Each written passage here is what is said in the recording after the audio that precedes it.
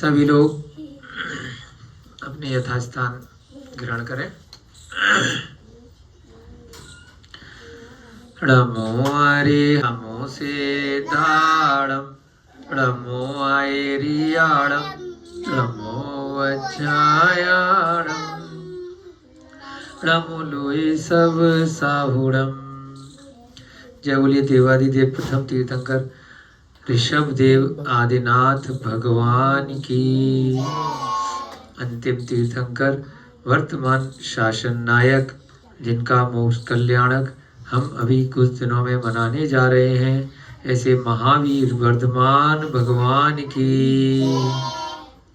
इस पंचम काल के वर्तमान युग के प्रथम चारित्र चक्रवर्ती आचार्य भगवान श्री शांति सागर जी महान मुनिराज की। सिद्ध शिला में जितने भी अनादिकाल से मोक्ष गए हैं अनंतानंत सिद्ध परमेष्ठी भगवानों की, सभी को सादर जय जिनेन्द्र, जय दु जिरंदो। हम सभी लोग अगले 2 दिन के बाद भगवान महावीर का मोक्ष कल्याणक महामहोत्सव मनाएंगे।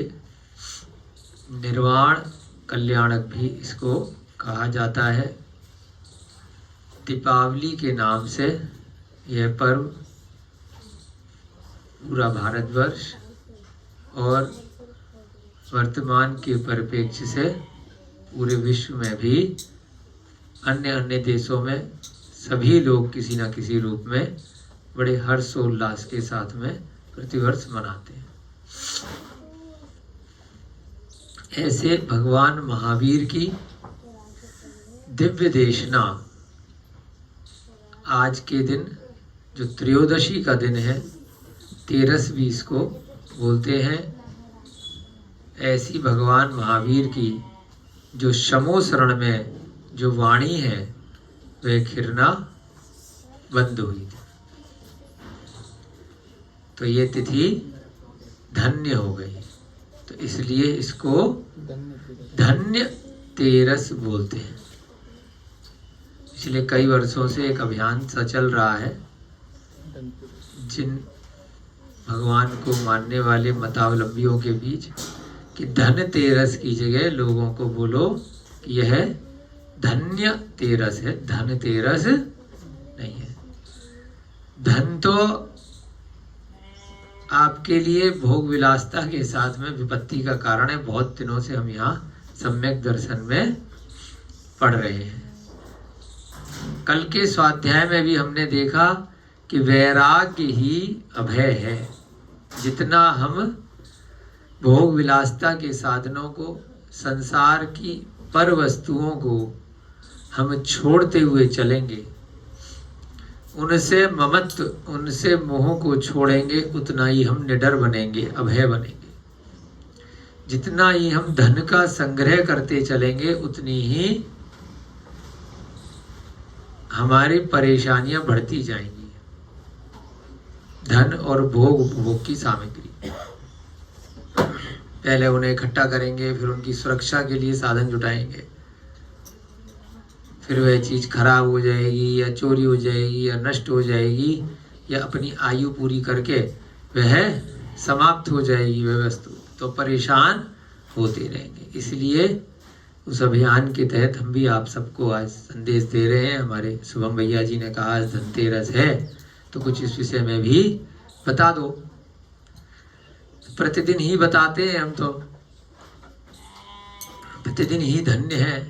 हम बहुत सौभाग्यशाली हैं, भाग्यशाली हैं जो प्रतिदिन हमें यहाँ पे स्वाध्याय सुनने को मिल रहा है। हम सबका तो प्रत्येक दिन धन्य है, प्रत्येक क्षण धन्य है। बहुत कम समय के लिए यह मनुष्य पर्याय मिली है, मनुष्य आयु मिली है। इसका एक एक पल सम्यक दर्शन, सम्यक ज्ञान, सम्यक चारित्र को प्राप्त करने के लिए निकाल दीजिए, क्योंकि इसके बाद की जो आयु है हम सभी की, बहुत ध्यान रखिएगा, चाहे नरक आयु मिल रही है या त्रिंच आयु मिल रही है या देव आयु मिल रही है, इन तीनों आयु में बहुत लंबा समय निकालना पड़ सकता है। बहुत कम आयु यहां पर हम सबको मिली है मनुष्य आयु के, तो उसी आयु में ही केवल संयम को धारण किया जा सकता है, ये रत्नत्रय प्राप्त किया जा सकता है। तिरंच आयु में बहुत कम ऐसा होता है, पशु पक्षी जानवर इत्यादि की आयु मिली तो बहुत कम ऐसा होगा। क्या हुआ बेटा? लगाया नहीं था? अच्छा, त्रियंच आयु में बहुत कम ऐसा होगा जो ऐसा निमित्त मिलेगा कि हमें जाति स्मरण हो जाए, मनुष्यों की भाषा समझ में आ जाए, सम्यक दर्शन की प्राप्ति हो जाए।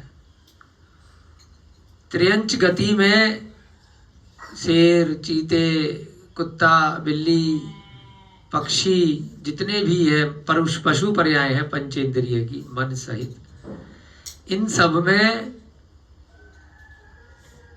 किसी भी जीव को सम्यक दर्शन हो सकता है, परंतु हम त्रियंच गति में अणुव्रत एक तरह से धारण कर सकते हैं, महाव्रत धारण नहीं कर सकते। मुनि महाराज नहीं बन सकते। मुनि महाराज कौन बनेंगे? मनुष्य ही बनेंगे, है ना, क्योंकि पशु तो कपड़े पहनते देखे हैं क्या? बहुत कभी कभी लाखों करोड़ों में एक आधा कुत्ता बिल्ली जो घर में कोई पाल लेता है, उसको थोड़ा मोह हो जाता है तो उनको कपड़े पहना देता है। कभी जंगल में हाथी को कपड़े पहने देखा है? कभी शेर को कपड़े पहने देखा है? कभी पक्षी को कपड़े पहने देखा? वो तो पहले से ही नग्न है ही है। चाहे सर्दी हो या गर्मी हो या बरसात हो, ऐसा नहीं है कि उनको गर्मी नहीं लगती है, ऐसा नहीं है कि उनको सर्दी नहीं लगती है, ऐसा नहीं है कि बारिश से उनको दिक्कत नहीं आती, आ रही है,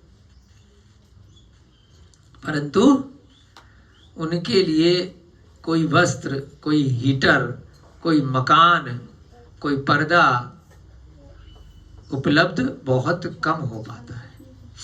कहीं कहीं कुछ नाम मात्र के जीवों का, कहीं गौशाला में, कहीं अभयदानम जैसी पशु रक्षा केंद्रों में पक्षियों के इलाज के लिए आ गए, यहाँ पर कुछ ही तो आ पाते हैं, है ना। अनंत जीवों में से कितने गिनती के, पूरे साल में हजारों पक्षी भी बचा लो यहाँ पर, तब भी बहुत थोड़े हैं जितने जीव परेशान हैं इस संसार में उनकी तुलना में। ये सभी पशु पक्षी तो नग्न ही रहते हैं, तो इसलिए इनको महाव्रती नहीं कह सकते। भले ही पक्षी की पर्याय में जाति स्मरण हो गया, गधे की पर्याय में, घोड़े की पर्याय में, कुत्ते की पर्याय में, मछली की पर्याय में, जितने भी बहुत सारे जानवर हैं, लिस्ट लेके बैठोगे तो 100-200 तो आप लोगों को याद आ ही जाएंगे। वो सामने चार्ट भी तो लग रहा है, ये इतना सुंदर आपके गुरुकुल में वाइल्ड एनिमल, बर्ड्स, है ना। तो लगभग 25 एनिमल हैं, 1 2 3 7 28 बर्ड की फोटो लग रही है ना। इधर भी लग रहे हैं यहाँ पे बर्ड्स बहुत सारे। तो इन सभी पर्यायों में हम निकले हैं, परंतु महाव्रती नहीं बन पाए। तो सीढ़ी दर सीढ़ी हम आगे बढ़े हैं, मनुष्य पर्याय में अंकल जी पहुंच गए हैं। तो यहाँ पर हमें महाव्रती बनने का एक अवसर मिल सकता है, सौभाग्य प्राप्त हो सकता है।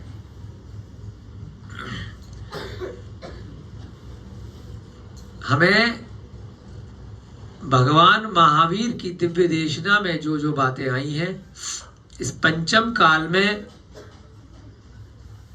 इन ग्रंथों के अध्याय से, अध्ययन से हमें सुनने को, श्रवण करने को मिल रही हैं। बहुत कम समय अंकल जी, 60 वर्ष के आप हो गए हैं, हम भी 40 से ऊपर के हो गए हैं। आप लोग कोई 30 का है, कोई 40 का है, कोई 45, 50, और जो वीडियो में देख रहे हैं तो वो 80, 90, 100 तक भी कुछ हो सकते हैं। परंतु जब नरकों की आयु देखी जाएगी या स्वर्गों की आयु देखी जाएगी या त्रियंचों की आयु देखी जाएगी तो हजारों, लाखों, करोड़ों, अरबों वर्षों की आयु है। वहां यह सौभाग्य नहीं मिलने वाला। बहुत कम चांस है जो त्रियंच गति में मिल सकता है, बहुत कम। समुद्र की मछली बन गए, वहां जाकर के कौन स्वाध्याय सुनाने आ रहा है अंकल जी? पशुओं को तो चलो बैठ गए आकर के कहीं,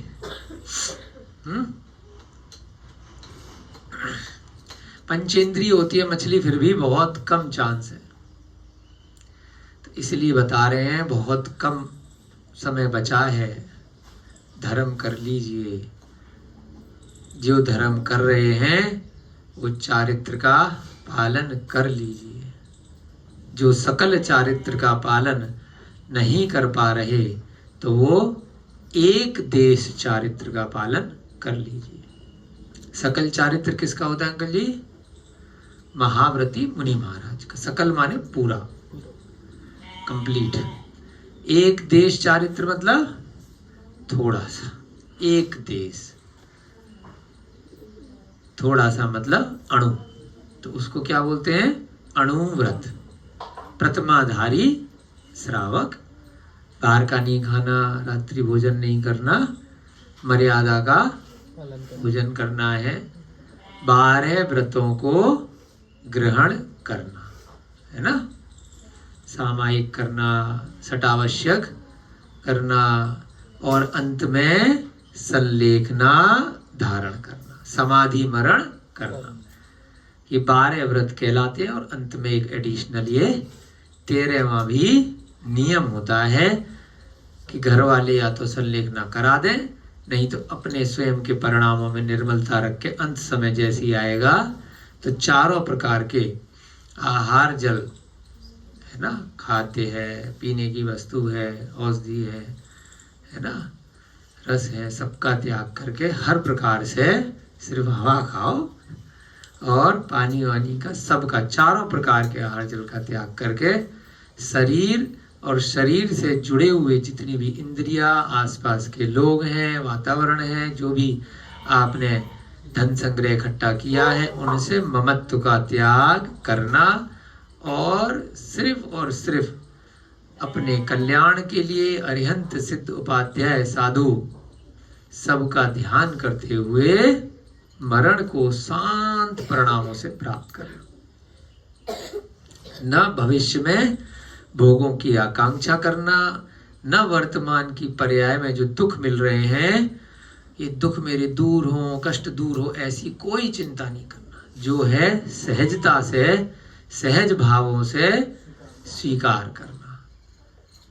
असाता वेदनीय कर्म को साता में बदलना, समता परिणाम धारण करना, शांति से, बिना किसी कषाय के, बिना किसी पाप के, बहुत शांत चित्त होकर के मरण को प्राप्त करना। वही जीव स्वर्ग जाते हैं।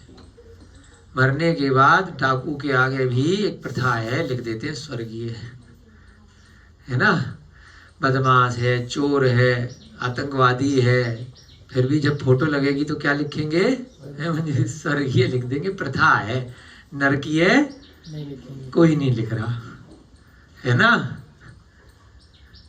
लेकिन जिसने सम्यक दर्शन के साथ मरण किया है, सच्चे अर्थों में समाधि ली है, वही स्वर्ग जाने का अधिकारी होता है।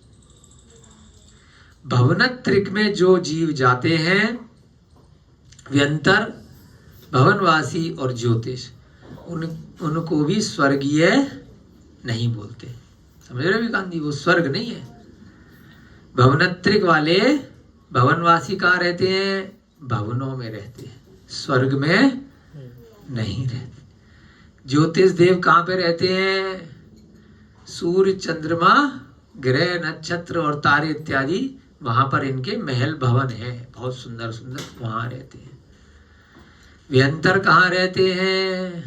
व्यंतर के भी भवन इत्यादि रहते हैं, और साथ साथ व्यंतर बेचारे पेड़ों पर, गुफाओं में, कंदराओं में, भूत बंगलों में, है ना, कहीं पर भी कोटर में घर खाली छोड़ दिया, वहाँ व्यंतर हर जगह या लोगों के शरीर में घुस जाते हैं परेशान करने के लिए।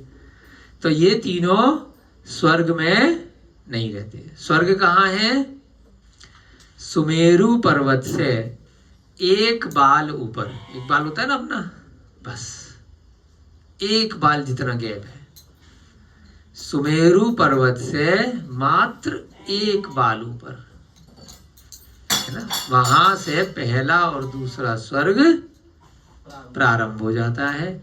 एक तरफ होता है सौधर्म, एक तरफ ईशान, फिर उसके ऊपर एक तरफ सनत कुमार, फिर माहेंद्र, फिर ब्रह्म, ब्रह्मोत्तर, फिर लांतव, कापिष्ठ, है ना। इस प्रकार से सतार, सहस्रार, आनत, प्राणत, आरण, अच्युत, बीच में भी एक दो रहेगा शायद, है ना। तो ये सब मिलाकर के 16 स्वर्ग 8 पटल पे होते हैं, क्योंकि एक साथ दो दो है ना, तो 8 मंजिल पे 16 स्वर्ग रहते हैं। फिर इन सभी में भी अलग अलग, जैसे आपने एक मकान बनाया 13 मंजिल का है, किसी का 100 मंजिल का है, किसी का 10 मंजिल का है, किसी का 3 मंजिल का, इन सभी स्वर्गों में भी अपने अपने मंजिलें रहती हैं। तो उनको क्या बोलते हैं? फ्लोर, हिंदी में क्या बोलते हैं? पटल, पटल कहलाते हैं। एक के ऊपर एक एक, जैसे 2 मंजिल का है, 3 मंजिल का, ऐसे। उसके ऊपर क्या होते हैं? अनुदिश, क्रैवेक और फिर अनुत्तर, 5 अनुत्तर होते हैं, 9 अनुदिश और 9 ही ग्रैवेक। 16 स्वर्गों के ऊपर जो संरचना है अनुदिश, ग्रैवेक और अनुत्तर की, वहां महिलाओं की entry, no ladies, no disturbance, है ना। यहाँ तो लेडीज फर्स्ट, टेंशन साथ में चलेगी फर्स्ट के साथ, तो वहां पर लेडीज नहीं है। इसके ऊपर वाले स्वर्गों में क्या है? केवल जेंट्स की एंट्री है। तो वो जेंट्स कौन पहुंचेंगे वहां पर ऊपर वाले में? जो महाव्रती बनकर के मनुष्य पर्याय से जाएंगे, जो दिगंबर मुनि महाराज होंगे, भावलिंगी, जिन्होंने कोई भी दिगंबर मुनि बन के छल कपट नहीं किया और उस भव से मोक्ष नहीं हो पाया, तो उनके चांसेस ज्यादा हैं, वह 16 स्वर्ग से ऊपर वाले में जाएंगे। वहां पर जितने भी देव होते हैं वो सब इंद्र कहलाते हैं, सारे के सारे 16 के ऊपर वाले क्या कहलाते हैं? सब इंद्र। मैं भी इंद्र, तुम भी इंद्र, तुम भी इंद्र, सब इंद्र है। तो इसलिए उनको बोलते हैं अहम इंद्र। क्या बोलते हैं? बोलो, अहम इंद्र। अहम इंद्र, मैं इंद्र हूं, मुझे तुमसे कोई मतलब नहीं, मैं सारे राजा हैं, सब अपने अपने राजा हैं। बाकी के नीचे के स्वर्गों में क्या है?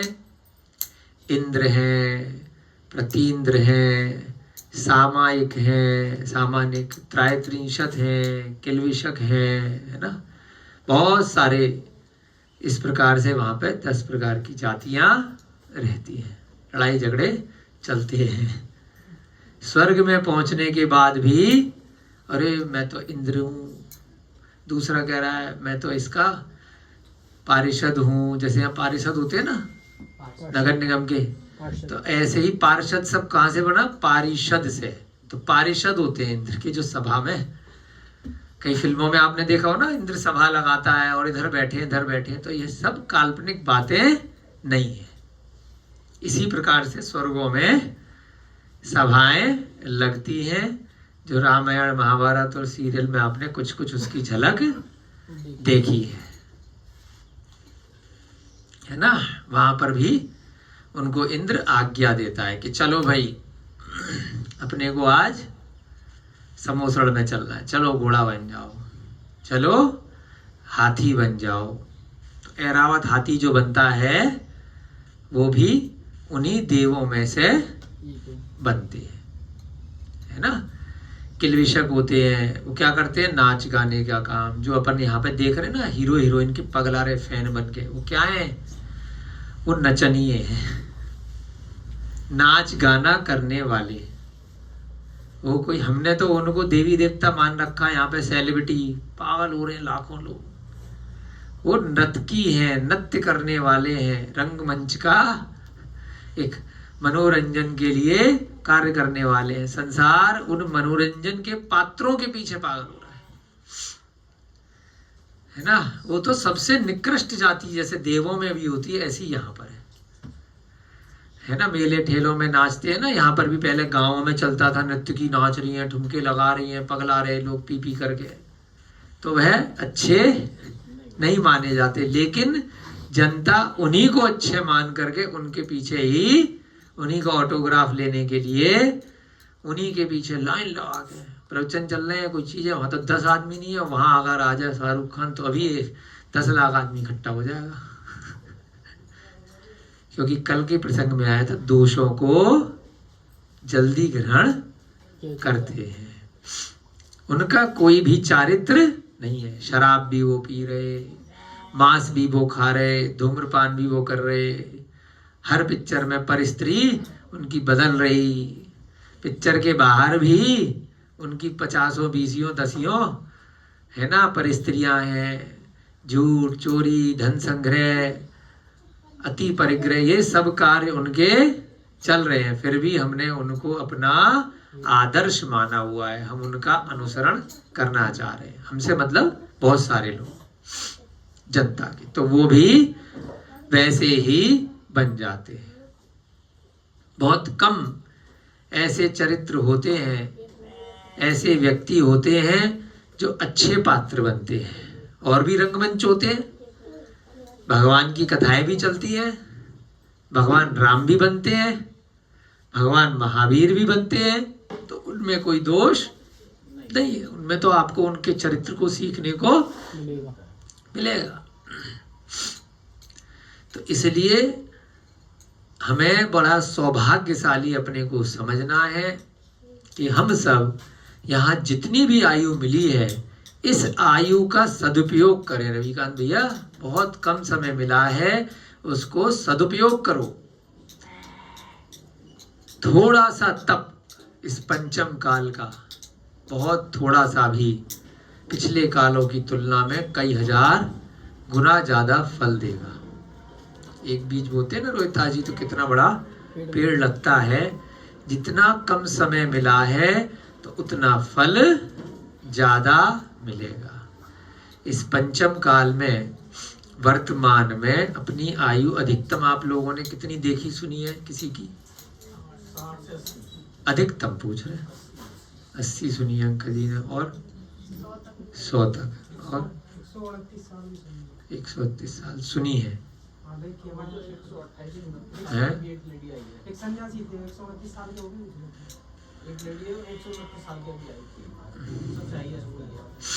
129 साल की भैया बता रहे हैं।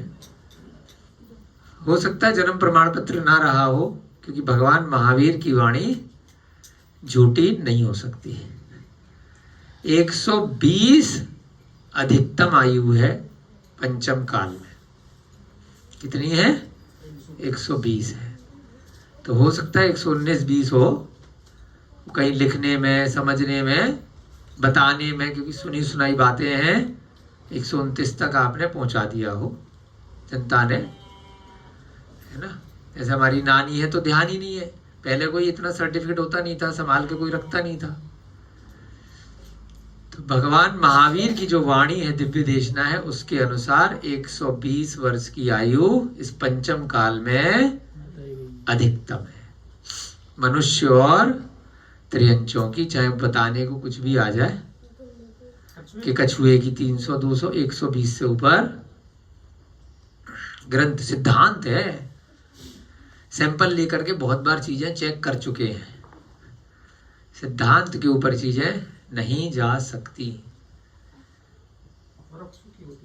भोग भूमि में दूसरे स्थानों पर अभी इस स्थान की बात कर रहे हैं जिस क्षेत्र पे अपन रह रहे हैं, भरत क्षेत्र के आर्यखंड में। यहां पर कितनी आयु है? 120। धीरे धीरे करके 21,000 साल तक, लगभग 2,500 वर्ष हो चुके हैं। परसों निर्माण महोत्सव कौन सा मनाया जाएगा रविकांत जी? 2552। तो 2552 आप कम कर दीजिए 21,000 में से, तो कितने बैठेंगे? 18,000। 21,000 में से 2552 कम कर देंगे तो कितना बैठा? 18,448 है ना? 18,448। इतने वर्ष इस पंचम काल में बाकी है। बहुत ज्यादा समय नहीं बचा। उसके बाद जैन धर्म समाप्त हो जाएगा थोड़े टाइम के लिए। बस 21,000 साल जो छठम काल, इसके बाद आएगा षष्ठ काल। वहां पर लोगों की आयु अधिकतम कितनी रहेगी? 20 साल। अभी 120 में से निरंतर कम होती जा रही है। 21,000 साल यानी 18,448 साल और बचे हैं। वहां तक पहुंचते पहुंचते कितनी रह जाएगी अधिकतम आयु? 20 साल। ठीक है, तो अब भी नहीं डर रहे तो कब डरोगे? है ना? जो अभी महिलाएं मनुष्य पर्याय में 15-20 साल के बाद में शादी होती है, बच्चे होते हैं, तो धीरे धीरे करके 5-6 जब 20 साल की आयु रह जाएगी, जैसे कुत्ते बिल्ली गाय इत्यादि की है, तो 3-4 साल में ही उनको प्रेग्नेंट कर देते हैं ना, चाहे आर्टिफिशियल तरीके से या अपने स्वाभाविक तरीके से। क्योंकि अधिकतम 20 साल में ही पूरी आयु करनी है, तो सारा उनका बचपन, जवानी, बुढ़ापा और मृत्यु सब 20 में पूरा करना है। तो ऐसा तो है नहीं कि 18 साल में बच्चे होंगे। वर्तमान की जो सरकारें हैं वो उल्टा काम कर रही हैं। आयु मनुष्य की हो रही है कम। शादी की उम्र पहले 12 साल होती थी, 10-12 साल। आपके दादा दादाजी, नाना नानी या परनानी से पूछ लेना, अगर जीवित हो, या पता कर लेना कितने साल में शादी हुई थी। पहले 10-12-15 साल में शादी हो जाती थी। अब कह रहे 25 में करो, 23 में करो, 21 में करो, 30 में करो। तो जब शरीर में कुछ बचा ही नहीं है, 30 साल में हार्ट अटैक आने की उम्र हो चुकी है 35-40 साल में, तो कैसे जनसंख्या बढ़ेगी? कैसे काम करेगा आदमी? तो क्या कर रहा है फिर? वो व्यभिचारी हो रहा है। फिर कह रहे वो स्त्री का चाल चलन ठीक नहीं है, वो पुरुष का चाल चलन ठीक नहीं है, क्योंकि उसकी आयु के हिसाब से जो उसके शरीर में परिवर्तन हो रहे हैं वो तो 10-12-15 साल में हो रहे हैं। शादी कर रहे हो 30 साल में, 40 साल में, 25 साल में, है ना? तो वो सारे कार्य 10-12-15 साल में क्यों करना चाह रहा है? क्योंकि आयु कम होती जा रही है।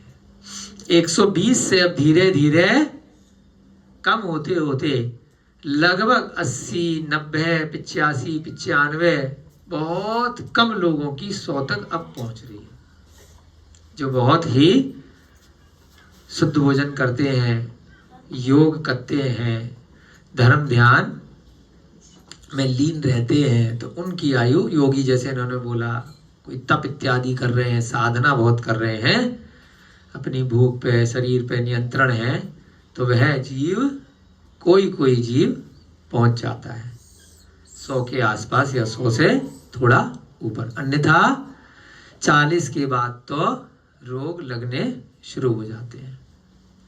अभी कल किसी ने बताया, हमारे पड़ोसी थे पंकज भैया, वहाँ इंदिरापुरम वाले घर में नीचे वाले ग्राउंड फ्लोर वाले, बैंक गए थे परसों पैसे लेने, हमसे 2-4 साल ही बड़े होंगे शायद, बैंक में ही देहांत हो गया।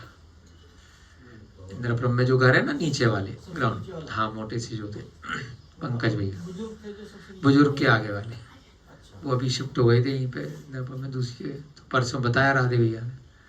तो 40, 45, 50, 35, 40 बहुत सारे लोगों को खान पान की वजह से कोई रोग हो गया, अटैक पड़ रहे हैं, टेंशन इतनी है। तो यहाँ पर जो प्रसंग है कि हमें ममत्व का भाव छोड़ना है।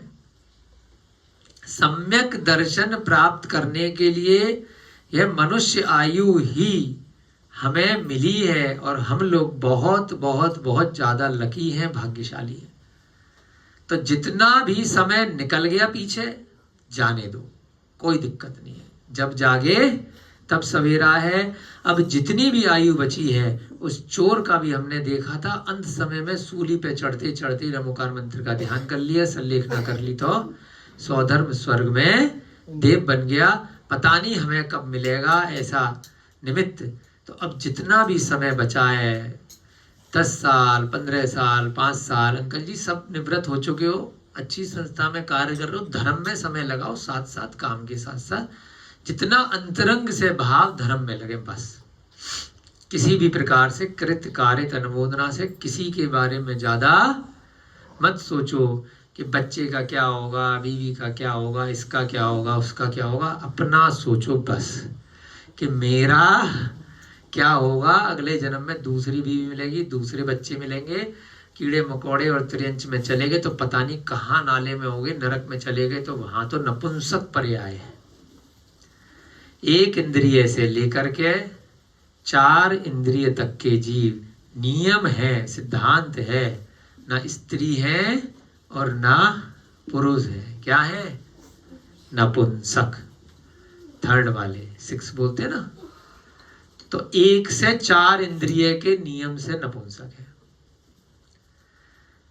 पंच इंद्रिय में जो नारकी है, नरक चले गए, वे भी नियम से नपुंसक। वहां स्त्री पुरुष कोई भी भेदभाव नहीं है, नरकों में सब नपुंसक है।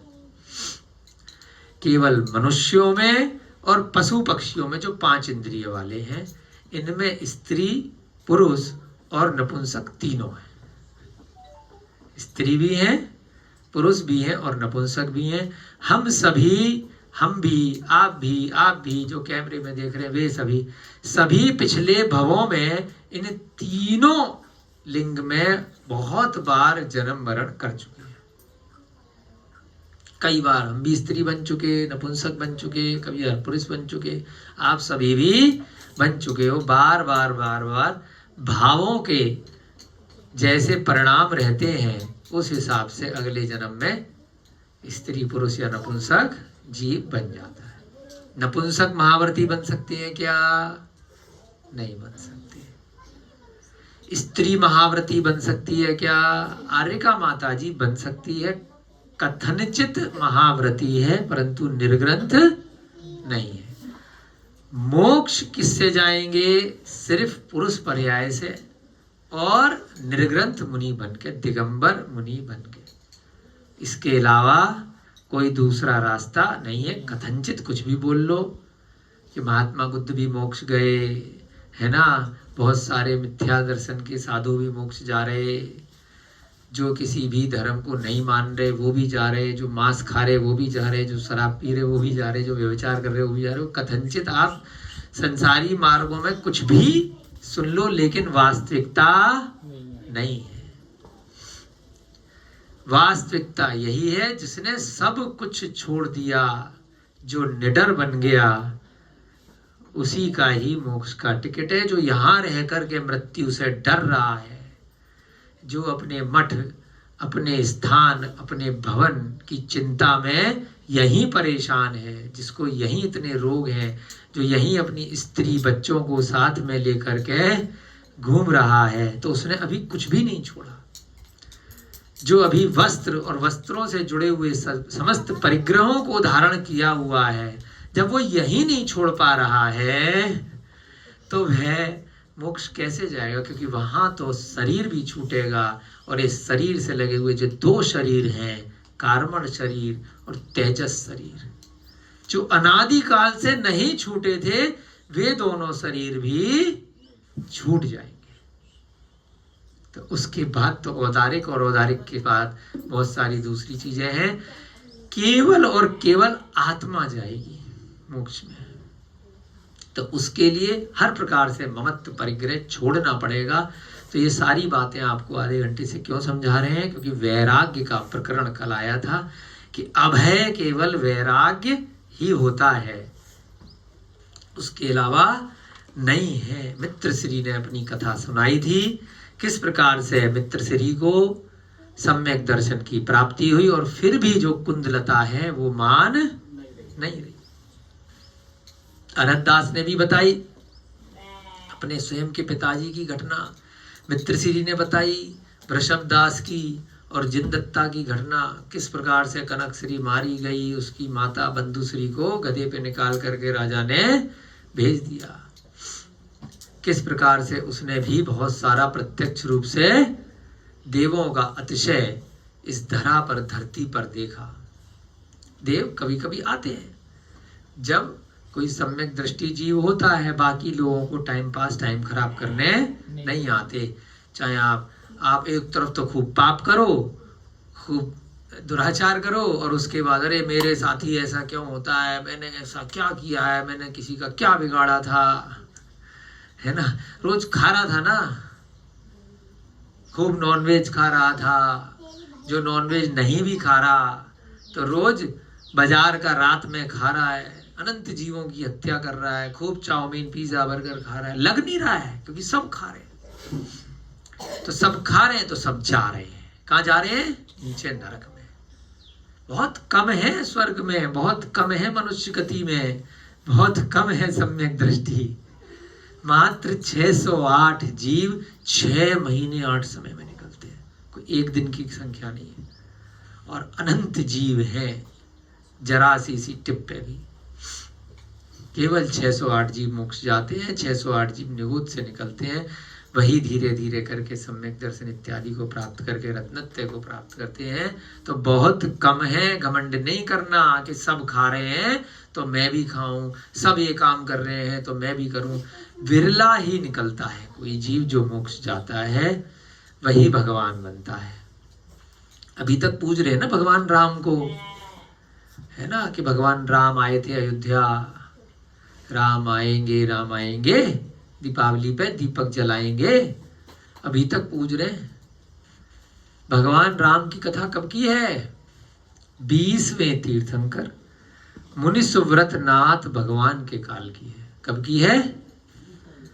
उनके बाद 21वें हुए नमीनाथ, फिर 22वें हुए नेमिनाथ, फिर 23वें हुए पार्शनाथ, फिर हुए महावीर। तो कितने लंबे समय से उनकी कथा चल रही है। भगवान राम की आयु कितने वर्ष थी? 18,000 साल, है ना। 18,000 साल जीवित रहे थे। तो धीरे धीरे करके कम होती जा रही है। अब रह गई 120 और फिर रह जाएगी 20। नेमिनाथ की आयु, कृष्ण की आयु कितनी थी? 1000। धीरे धीरे करके आगे चल के 1000 तक रह गई। पार्शनाथ की 100, महावीर की कितनी थी? 72 थी कि 84? कितनी थी भगवान महावीर की आयु? है ना, 84 थी। 72 कितनी कम रह गई? मतलब 120 अधिकतम है। इसका मतलब ये नहीं है कि पहले क्यों चले, जा सकते हैं, है ना। तो यहाँ पर भी मित्र श्री की कथा हमने पढ़ ली थी, द्वितीय कथा पूरी हो गई थी। आगे का प्रसंग आज पढ़ेंगे। सम्यक्त को प्राप्त करने वाली चंदन श्री की कथा। किसकी किसकी हो गई? मित्र श्री की हो गई, अरहदास की हो गई। अब कुंदलता ने तो प्रश्न पूछा था। एक और पत्नी है, उसका नाम है चंदन श्री, है ना। सोइएगा नहीं, बहुत अच्छी कथा आ सकती है। हमने तो पढ़ी नहीं है, लेकिन आप सबके समक्ष पढ़ती है। तदनंतर अब सेठ ने चंदन श्री से कहा, हे भार्य, रोहिता जी ऐसी बोलते अपनी पत्नी को, है? हम भी कोशिश करेंगे। अब हे भार्य, खुश हो जाएगी, तुम भी अपने सम्यक्त का कारण कहो, तुम भी बताओ, है ना, तुम्हारी भी शादी है तो पूछना है बेटा। जब पत्नी का इंटरव्यू लेने जाओ, थोड़ी देर के लिए 10 मिनट के लिए बैठाते ना कि परिचय कर लो, तो पूछ लेना, हे भार्य, तुम सम्यक दृष्टि हो या मिथ्या दृष्टि हो, है, और हो तो बताओ। तो पश्चात वह कहने लगी, कौन? चंदन श्री। अब थोड़ी देर के लिए हम पिछले सारे नामों को थोड़ी देर के लिए भूलेंगे और थोड़ी देर के लिए अब नए नाम याद करेंगे, तो कथा समझ में आएगी। कोई जरूरत नहीं है अभी, क्योंकि हम लोगों का अवसर्पणी काल से न केवल आयु कम हो रही है, हमारी स्मरण शक्ति कम हो रही है, हमारी शरीर की अवगाहना बोलते हैं हाइट, है ना, लंबाई चौड़ाई, ये सब भी कम हो रही है, हमारा बल शक्ति ये सब भी कम हो रही है, परंतु हमारी भूख बढ़ रही है, भोगों के लिए भी और भोजन के लिए भी, है ना, बार बार खाने की इच्छा कर रही है। धीरे धीरे जब आयु कम होती चली जाएगी तो मनुष्य जैसे चूहा, बकरा, खरगोश पूरे दिन खाते रहते हैं, पूरे दिन निकालते रहते हैं, तो ऐसे ही बेटा क्या कर रहे हो, क्या दिक्कत है, बेटा क्लास चल रही है ना, तो जैसे चूहा, बिल्ली, ये छोटे छोटे जो जीव हैं, कीड़े मकोड़े, छोटे छोटे बराबर खाते रहते हैं, बराबर निकालते रहते हैं, लैड़ बोलते हैं ना, तो ऐसे ही मनुष्य हो जाएगा। पंचम काल के अंत में फिर जाने के बाद में अग्नि भी समाप्त हो जाएगी। अब चाहे कितनी माचिस जलाओगे, जलेगी नहीं। जब अग्नि नहीं जलेगी तो खाना पकेगा ही नहीं, कृषि करना भी भूल जाएंगे। तो क्या करेंगे लोग? मिट्टी ही खाएंगे। मिट्टी अभी भी खाते हैं ना लोग, जैसे जानवर पक्षी कई बार।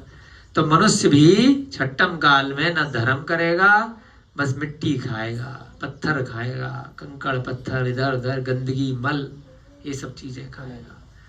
अभी जैसे विवाह इत्यादि की प्रथा है, खत्म हो जाएगी, अपने घर परिवार में ही वो संबंध बनाएगा, है ना, बिल्कुल नरक जैसी स्थिति हो जाएगी षष्ठ काल में। उससे तो बहुत अच्छा है, यहाँ संयम धारण कर सकते हो। मोक्ष नहीं जाओगे तो कम से कम प्रतीक्षालय में, वेटिंग रूम में, स्वर्ग में जा सकते हो, बहुत थोड़ा कम समय भी अगर सच्चा तप कर लिया। कुरुजांगल देश के हस्तिनागपुर में राजा भूगोग रहते थे। कौन बता रहा है? चंदन श्री अब अपनी कथा सुना रही है। तो देश का नाम याद रखो, कुरुजांगल, और जगह का नाम हस्तिनागपुर, उसी से हस्तिनापुर बन गया है, एक ही बात। राजा का नाम है भूभोग, भू भूमि को भोगने वाले, बाद में इसको भूभोग को बना दिया भूगोल। गोल पृथ्वी नहीं होती है ना, पृथ्वी कैसी होती है? सीधी होती है। जम्मू द्वीप होता है वो गोल होता है, ढाई द्वीप होता है वो गोल होता है, लवण समुद्र, ये सारे की सारे जो द्वीप समुद्र है मध्यलोक में, ये सब गोल होते हैं एक के बाद एक। धरती सीधी होती है ना, धरती सीधी है। कितनी धरती है? शास्त्री जी कहाँ गए आज? विनय जी, विनय जी नहीं आज कक्षा में? हाँ, तो धरती कितनी है? धरती कितनी है? बोलो 8। कितनी है? 8। पहली है रत्न प्रभा, ठीक है, बोलो रत्न प्रभा। हम काहे पे रह रहे हैं? रत्नों की पृथ्वी है हमारी, रत्न प्रभा पे रह रहे हैं हम, है ना। तुम्हारा तो बिजनेस ही रत्नों का है। इस पृथ्वी का नाम भी क्या है? रत्न प्रभा। फिर है बालुका प्रभा, है? फिर पंख प्रभा, है ना।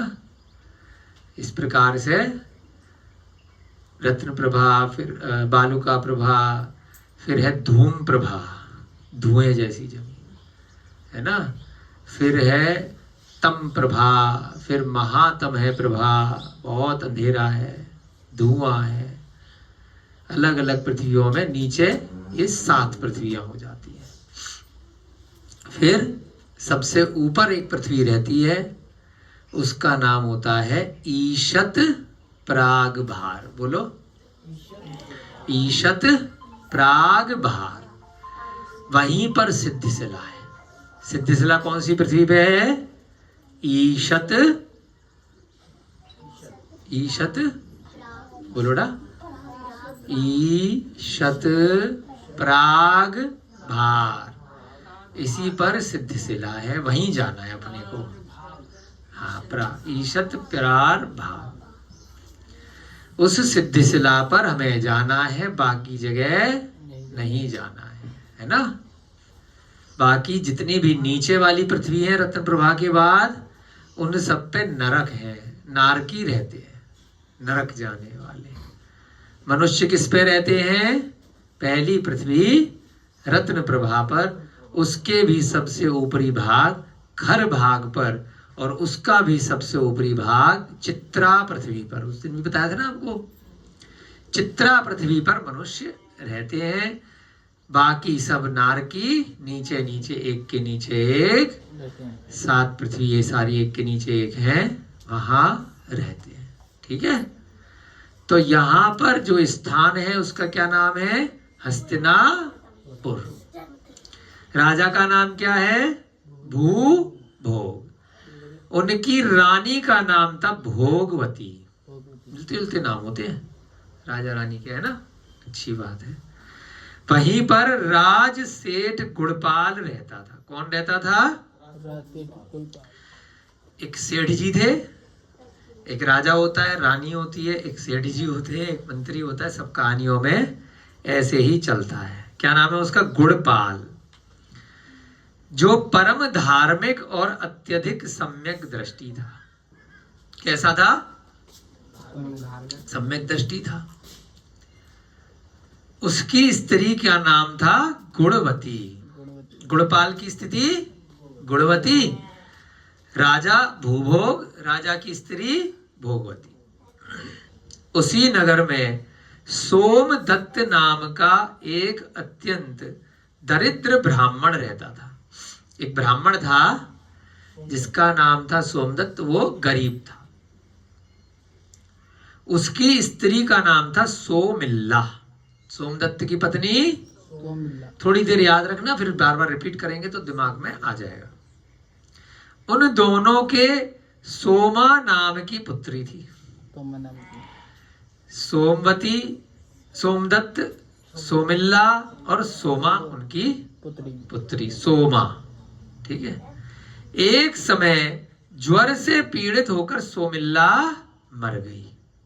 जो मां थी ब्राह्मण की जो पत्नी है सोमिल्ला, ठीक है, उसको डेंगू हो गया, चिकनगुनिया हो गया, कोई सा भी बुखार हो गया, रोहितास जी की औषधि गिलोय, नीम चिरायता, तुलसी इत्यादि उन्होंने अर्जुन की छाल नहीं पी तो बेचारी मर गई। टाइम पे नहीं मिली औषधि।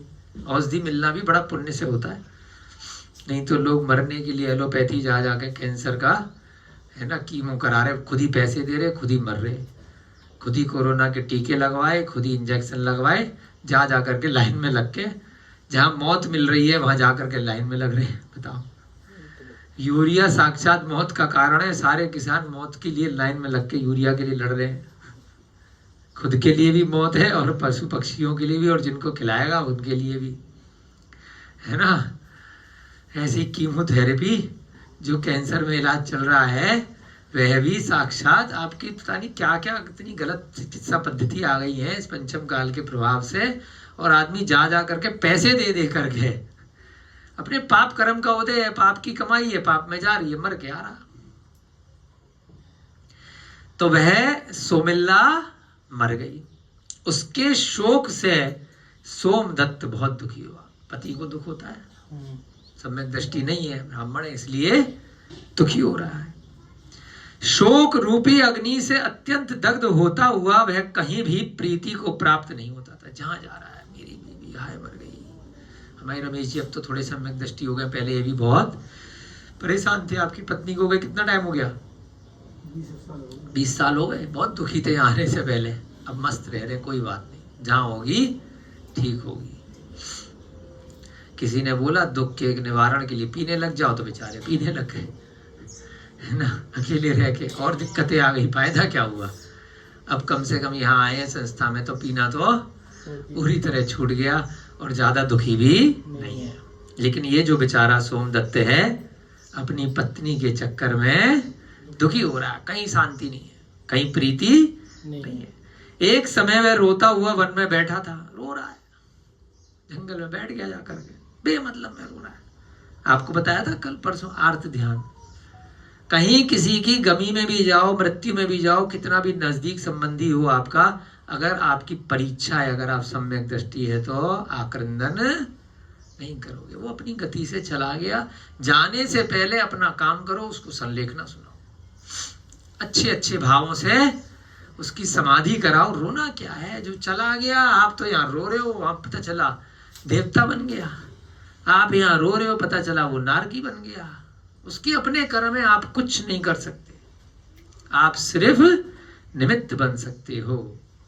वह जीव जो अपने भाव से अपने कर्म से करेगा वह उस गति में आगे जाएगा। आप निमित्त बनोगे, उसके लिए आपको पाप या पुण्य का आश्रय होगा। आपने अच्छे भावों से किसी की संलेखना कराई, किसी को आपने अंत समय में अच्छी अच्छी बातें सुनाई। जैसे कि यहाँ पर जिस सूली पर चढ़ाया था ना, तो जो जिनदत्त था उसने अच्छे भावों से उसको बचाने के लिए नमोकार मंत्र सुनाया था अंत में, तो वो निमित्त बना, तो उसकी आकर उसने रक्षा करी और उसने भी आगे अपना मोक्ष मार्ग बाद में ग्रहण किया, जो सेठ था अरहदास का पिता। तो ऐसे ही जो जीव अगली गति में जाएगा अपने कर्म से जाएगा, हम जबरदस्ती उससे कुछ नहीं करा पाएंगे। यहां पर भी वह जंगल में बैठा रो रहा, मैं भी मर गई, मैं भी है ना। किन्हीं मुनिराज ने उसे देख लिया। जंगल में एक दिगंबर मुनि महाराज कोई तपस्या कर रहे होंगे, विहार करते हुए जा रहे थे, उनने देख लिया। हे पुत्र, किस लिए दुख करते हो, है ना। थोड़ी सी इधर उधर की बातों के साथ में थोड़ी कहानी में भी आनंद आता है ना। हे पुत्र, बेटा क्या बात है, क्यों रो रहे हो? उसने दुख का कारण कह दिया, मेरी भी मरी। मुनिराज ने कहा, अरे पुत्र, जो जीव उत्पन्न होता है उसका मरण तो निश्चित ही है, तू भी मरेगा। इसलिए बहुत भारी प्रयत्न करने पर भी यह पापी काल उसे कवलित कर ही लेता। कितना भी ऑपरेशन करा लो, कितना भी इंश्योरेंस करा लो, कितना भी बचा करके रख लो तालों के अंदर, कहीं पर भी रख लो, लेकिन जब आयु पूरी होगी तो मृत्यु आएगी ही आएगी। कितना भी प्रयत्न कर लिया फिर भी पापी काल उसे कवलित कर ही लेता है। अब मुनि महाराज है, अच्छे से उपदेश दे रहे हैं। बातचीत के प्रसंग में मुनिराज ने फिर कहा, समझा रहे हैं तो फिर से कह रहे हैं, हे पुत्र, तुझे इस लोक तथा परलोक में धर्म ही हितकारी है, अन्य नहीं। अब तू भी यहाँ अकेला मिल गया जंगल में, मैं भी अकेला हूं, तू ही धर्म सुन ले। तुम तो बहुत सारे आके बैठे हो, अपना भी पुण्य है और आपका भी पुण्य है। एक भी अकेला मिल जाएगा तो उसको भी धर्म चर्चा आप कर सकते हो। वह नहीं भी मिलेगा तो स्वयं ध्यान लगा करके अपने आप से धर्म चर्चा कर लो। कोई ग्रंथ लेकर के स्व अध्याय कर लो, स्वयं का अध्ययन कर लो, अपनी आत्मा का अध्ययन कर लो, उससे भी कल्याण हो जाएगा। चिंता ना करो, लंच टाइम से पहले छोड़ देंगे, लंच में परेशान नहीं करेंगे, है ना। अब कहाँ तो इतना दुखी है और कहाँ पर उसकी किस्मत से, उसके भाग्य से एक अच्छे मुनि महाराज उसको जंगल में मिल गए। उन्होंने कहा बेटा धर्म कर ले, काहे रो रहा है? इस लोक में तथा परलोक में एक धर्म ही है जो हितकारी है, इसके अलावा कुछ भी हित की बात नहीं है, यही साथ जाएगा। बहुत सुंदर। जैसा कि कहा है, धर्म से पर भव में देव गति प्राप्त होती है। आपको ही बताया ना कि अगर धर्म करेंगे, धर्म का तात्पर्य वो धर्म नहीं है कि लोगों को मार रहे हो, धर्म युद्ध लड़ रहे हो जमीन के लिए, पत्नी के लिए, वो कोई धर्म नहीं है। धर्म क्या है? अरिहंत भगवान द्वारा उपदिष्ट धर्म है, अहिंसा ही धर्म है। सम्यक दर्शन, सम्यक ज्ञान, सम्यक चारित्र को ग्रहण करना ही धर्म है। उसी धर्म की बात करेंगे जिन भगवान के अनुयायी। बाकी मेरा धर्म बड़ा है कि तेरा धर्म बड़ा है, मैं तेरा मंदिर तोड़ूंगा, तू मेरा क्यों तोड़ रहा है, मेरा श्रेष्ठ, बहसबाजी वो धर्म नहीं है। मेरी मूर्ति ज्यादा है, मेरे अनुयायी ज्यादा है कि तेरे ज्यादा है ना, बस ये लड़ाइयां हैं, ये धर्म नहीं है। विश्व युद्ध हो रहे हैं, इनको मार रहे हैं, वो आए सिकंदर भी आए, मेरा धर्म रहेगा, वो आए मेरा धर्म रहेगा। जब जब प्रलय आएगी तब अबे तो तू तो नहीं रहेगा, अपनी चिंता नहीं कर रहा। जब कायनात आएगी तो मेरा धर्म रहेगा। तू नरक त्रियंच गति में कीड़े मकोड़े में पड़ा होगा, अपनी चिंता कर ले भाई, तू कहाँ होगा। अपनी चिंता नहीं है, बस जिस धर्म में मैं आज पैदा हो गया वो धर्म पूरे संसार में फैला करके मरूंगा।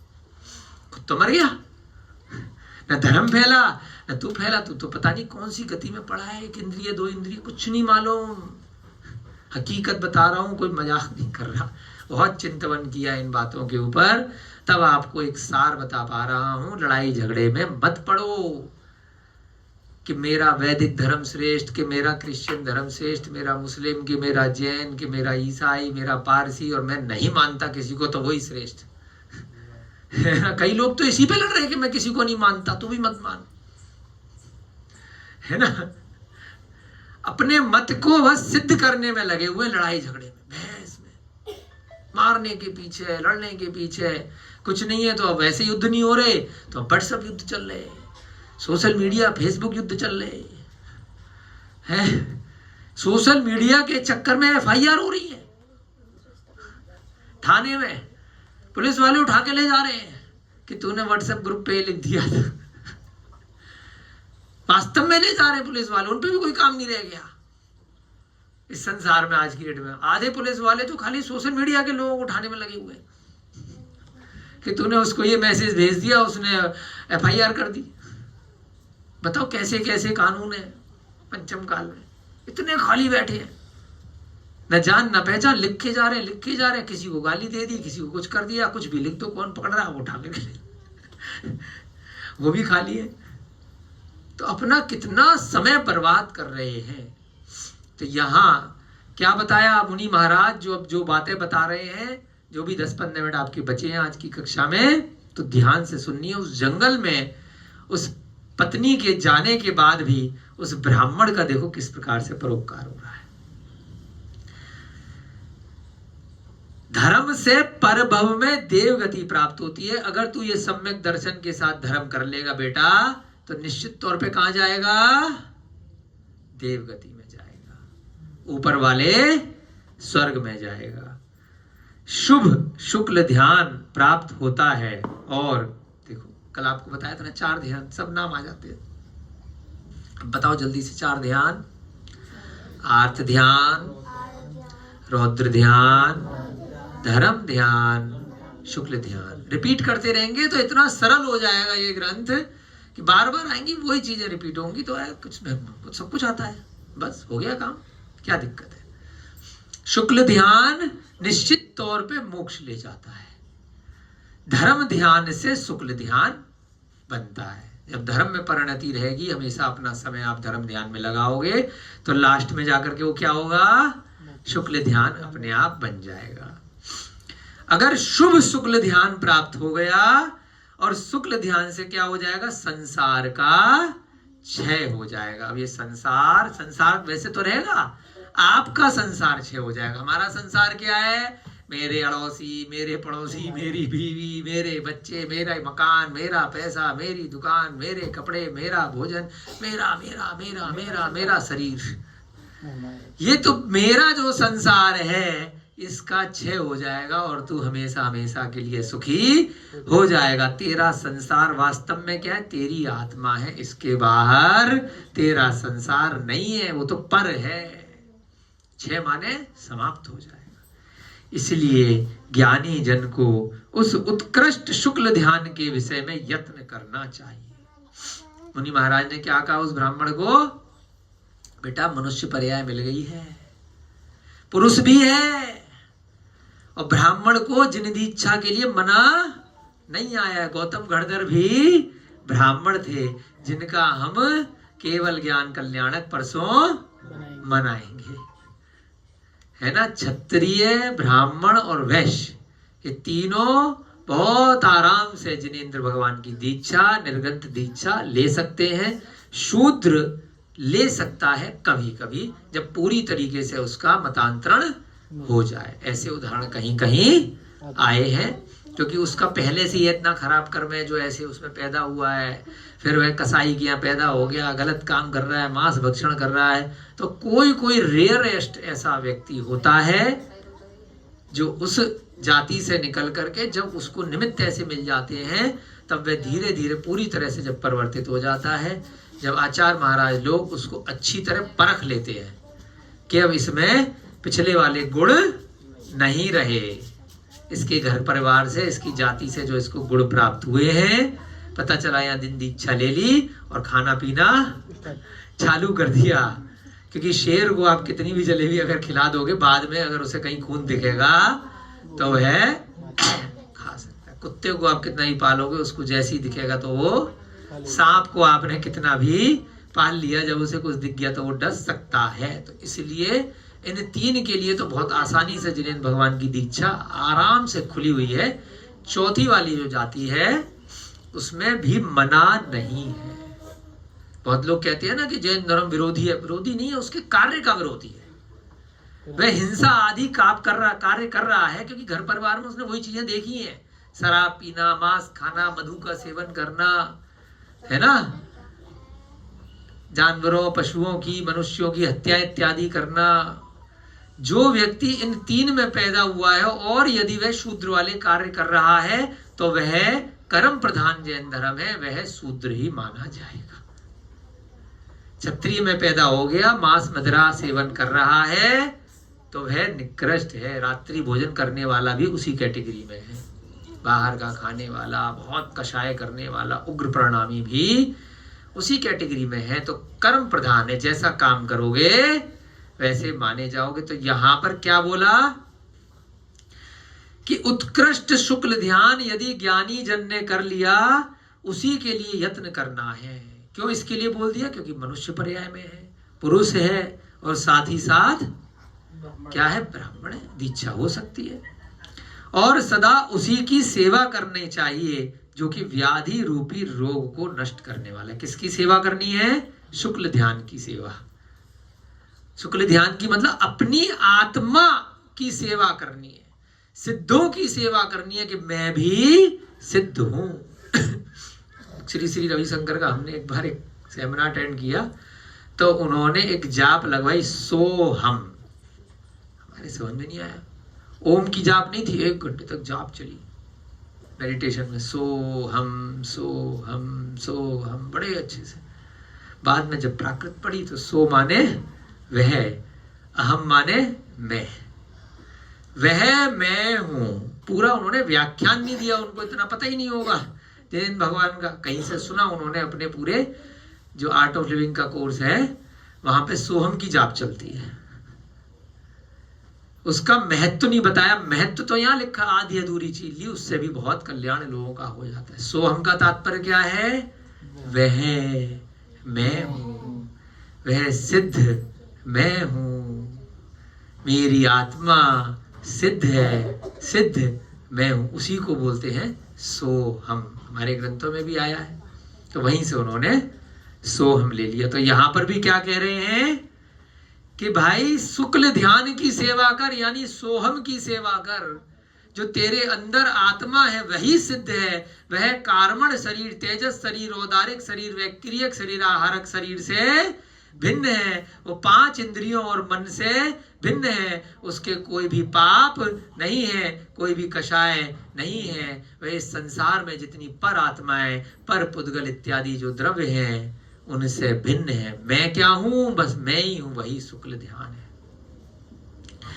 वही ध्यान रोग को नष्ट करने वाला है। अब जब शरीर नहीं रहेगा तो रोग किस में होगा?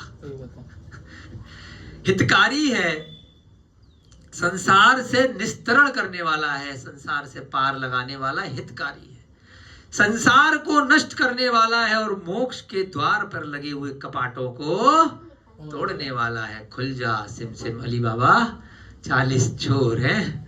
कैसे खुलेगा वो कपाट? कपाट माने द्वार है। कैसे खुलेगा? कोई छेनी हथौड़ी या चाबी से नहीं खुलेगा, बम ब्लास्ट से भी नहीं खुलेगा, वो शुक्ल ध्यान से खुलेगा। जो मोक्ष पर जाकर के सिद्ध शिला का जो द्वार है ना शुभम बाबू, वो बस आपको 2-3 मिनट और रह गए, जल्दी से समाप्त करते हैं। मोक्ष के द्वार पर जो लगे हुए दरवाजे, कपाट माने, उनको तोड़ने वाला है। धर्म से अच्छे कुल में जन्म होता है। धर्म करोगे, अगर जो है मोक्ष नहीं मिला तो क्या मिलेगा? अच्छा कुल मिल जाएगा। शरीर में सामर्थ्य रहती है, शरीर भी निरोगी बनेगा, सामर्थ्यवान रहेगा। सौभाग्य, आयु और धन प्राप्त होता है। अच्छा भाग्य मिलेगा, अच्छी आयु मिलेगी, अच्छा धन प्राप्त होगा। धनतेरस पे बर्तन खरीदने से, ज्वेलरी खरीदने से धन प्राप्त नहीं होगा। धन्यतेरस पे धन्य बनाओ, जिन्हें भगवान का स्वाध्याय सुनो, उससे उन्होंने भी धन्य किया, अपने को धन्य करो, उसी से ही मोक्ष जा पाओगे। खाली परिग्रह इकट्ठा करने से कुछ नहीं होगा। निर्मल यश, विद्या, धन संपत्ति और लक्ष्मी धर्म से प्राप्त होती है। बड़े अच्छे अवसर पे आया ये टॉपिक। लक्ष्मी प्राप्त किससे होगी? धर्म से होगी। न मूर्ति खरीद करके वो अगरबत्ती दिखाने से नहीं होगी। होएगी भावों से मान लो, परंतु धर्म करने से होगी, जीव रक्षा करने से होगी। अंतरंग और बाहरी प्रकार के जो परिग्रह हैं उनको छोड़ने से होगी, ममत्व के त्याग करने से होगी, वैराग्य को धारण करने से होगी। यश भी मिलेगा, विद्या बच्चों के लिए, नॉलेज, ज्ञान, धन संपत्ति और लक्ष्मी, ये किससे मिलेगी अंकल जी? धर्म से मिलेगी। वन से तथा महासागर से धर्म ही रक्षा करता है। घनघोर जंगल में भी शेर, चीते बहुत सारे आएंगे कीड़े मकोड़े खाने के लिए, तो कौन बचाएगा? धर्म। महासागर में बीच में फंस गए तो कौन बचाएगा? धर्म। वास्तव में अच्छी तरह उपासना किया हुआ धर्म स्वर्ग और मोक्ष का कारण है, देने वाला है। अब मोक्ष तो देगा ही देगा अगर शुक्ल ध्यान हो गया। अगर किसी कारण से शुक्ल ध्यान नहीं हो पाया तो कंफर्म कहां जाओगे? स्वर्ग में जाओगे। ऊपर वाले जो आपको अभी 16 स्वर्ग और ग्रहवेग अनुदेशन उत्तर बताए, वहां जाओगे। इस प्रकार मुनि के वचन सुनकर उसने शोक छोड़ दिया। अरे वाह क्या बात, अब तक किसी ने नहीं समझाई। मैं तो रोए जा रहा हूं, महीनों हो गए बीवी को गए, पगला रहा हूं, है ना। अब रोना नहीं, कोई भी चला जाए, आप लोग भी। तथा उपशम भाव को प्राप्त होकर श्रावक हो गया। क्या बन गया? अणुव्रती। अब बाहर का खाना नहीं खाऊंगा। देखो कितनी जल्दी बन जाते, और हम थक गए बोलते बोलते। फिर भी रात को जाकर के मिल गए डोसा तो खा रहे, मिल गई चाउमीन तो खा रहे, सुन सुन करके। अरे भैया कोई जबरदस्ती नहीं कह रहे छोड़ दो। महीने में 1 दिन का नियम ले लो कि मैं चतुर्दशी को नहीं खाऊंगा। अब उस दिन चाहे कितना भी निमित्त मिल गया, अपने कैलेंडर में देख लो, आज चतुर्दशी, आज एकादशी, कोई सा भी पर्व का दिन ले लो, अष्टमी, चतुर्दशी, है ना, कोई भी दिन ले लो भाई, कोई कल्याणक का ले लो। धीरे धीरे छोटे छोटे त्याग बड़े बन जाएंगे। यथाशक्ति दान भी करने लगा, है ना। आपके लंच से पहले करा देते हैं 5 मिनट और, फिर तो आप कोई काम तो करोगे नहीं, सीधे टिफिन ही खोलोगे। यथाशक्ति दान भी करने लग गया। तो श्रावक बनाया भी मुनि महाराज नहीं बनाए। श्रावक की फुल फॉर्म अब जल्दी से बताओ। श्रा से श्रा से हाँ, श्र से श्रद्धावान, बोलो श्रद्धावान। वा से विवेकवान, अकेली मंजू दीदी पढ़ती है, बाकी सब देखते हैं। और का से क्रियावान। श्रद्धा का मतलब सम्यक दर्शन, विवेक का मतलब सम्यक ज्ञान, क्रिया का मतलब सम्यक चारित्र, है ना। दर्शन से श्रद्धा हो गई, ज्ञान से विवेक आ गया, और चारित्र कैसे आया, कोई क्रिया करने लग गए। बाहर खाली सुन रहे हो बहुत अच्छे से, बाहर मिलते ही अभी लड्डू लगे हुए, सड़क के बने हुए कचौड़ी सिक रही है मोबिल ऑयल में, है ना, दबा के खा रहे हो, तो क्रिया तो करी नहीं। ऊपर से रात में 11 बजे मच्छर गिर रहे हैं, मच्छर हटाया यार, खाओ, क्योंकि जीभ पे कंट्रोल नहीं है। दोबारा तो वो खीर मिलेगी नहीं, शादी ब्याह के ऊपर बल्ब लटक रहा है, ढे ढे मच्छर गिर रहे हैं, फिर भी अरे उसने हटा लिए, देख लिया, कोई बात नहीं, खाओ पे लो, तो क्रिया नहीं कर पा रहे, तो वह नहीं माना जाएगा श्रावक। श्रावक कैसे है, श्रद्धावान, विवेकवान, क्रियावान। 2 मिनट की बात बोली और वो व्यक्ति ब्राह्मण से श्रावक बन गया। हम नहीं बन पा रहे, जब हमारा समय आएगा बनेंगे, कोई बात नहीं। यथाशक्ति दान भी देने लगा। थोड़ी वस्तु भी दान के योग्य होती है, दान के विषय में महान अभ्युदय की अपेक्षा नहीं करनी पड़ती। अरे मैं तो भरत गरीब आदमी हूं, मैं कैसे दान दूंगा। अरे 10 रुपए कमाते हो तो चवन्नी दे दो। 3 प्रकार के दान में ही देना है, उत्तम मध्यम जघन्य को, बाकी तो कुदान है, वो नीचे ले जाएगा आपको, है ना। सड़क पे भिखारी मिला, 1 रुपया दिया है, बाद में जाके उसने गलत काम किए, तो वो दान नहीं है, कुदान है। क्योंकि आपको पता है, उसे भी मालूम है कि वो गलत काम करेगा, आप उसको ले जाओ, साधर्मी बनाओ, कुछ ऐसी सेवा करो, वो बात अलग है ना। तो यहाँ पे क्या कहा है, बहुत गरीब ब्राह्मण है, इसलिए यहाँ पे भी लिखा है वाला प्रसंग कि गरीब से गरीब व्यक्ति भी दान दे सकता है अपनी शक्ति के अनुसार। इतनी सी रोटी का टुकड़ा दे दो, है ना। पक्षी भी इतना दाना दे देता है अपने में से, तो वह आगे उसका कल्याण हो जाता है। दान के विषय में महान अभ्युदय की अपेक्षा नहीं। बहुत पैसा होगा तभी मैं दान कर पाऊंगा, ऐसी जरूरत नहीं है। हम नहीं कह रहे हैं, ग्रंथ में लिख दिया, थोड़ी वस्तु भी दान देने की योग्य, इतना सा भी दे सकते हो, क्योंकि इच्छा अनुसार शक्ति कब और किसके होगी। जब आप बहुत अमीर हो जाओगे तब भी कहोगे मैं गरीब हूं, तुलना करोगे ना, अब वो मेरे से ज्यादा अमीर है तो मैं अभी और गरीब हूं। और अमीर हो जाओगे और बड़ा टारगेट मिल जाएगा कि उतना अमीर नहीं हुआ, अभी नहीं दे पाऊंगा, और उतना।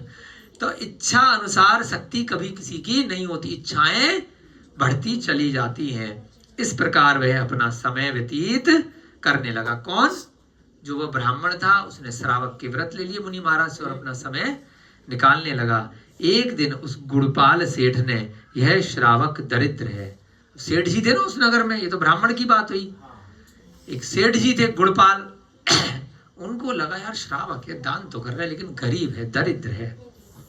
यह जान करके अपने घर ले जाकर उसका सम्मान किया। उसकी कोई क्रियाकलाप देखे होंगे, अच्छा व्यक्ति है, चलो आओ यार मैं तुम्हें कुछ दूंगा। वह सेठ उसका सब प्रकार से निर्वाह करता था। ऐसा कहा भी है, महापुरुषों की संगति से गुणवान और पूज्य कौन नहीं होता। तो उसने उसको बहुत अच्छे से सम्मान इत्यादि किया, कुछ धन इत्यादि दिया कि अब तुम अच्छे से रहना। महापुरुषों की संगति से अब धीरे धीरे उसको, उसका धर्म था जो उसको इस भव में भी अपने आप से उसको निमित्त मिल गया सेठ जी का। अब आगे देखेंगे क्या होता है इसकी कथा में। किसकी कथा चल रही है? चंदन श्री की, ठीक है। हाँ, तो आपका समय हो रहा है, 10 मिनट एक्स्ट्रा ले लिए, है ना। जय बोली महावीर भगवान की जय, बोलिए अनंत अनंत सिद्ध परमेष्ठी भगवानों की जय, बोलिए गौतम गणधर भगवान की, धन्य तेरस के महान पर्व की सभी को जय जिनेन्द्र, जय दू झड़ंतु।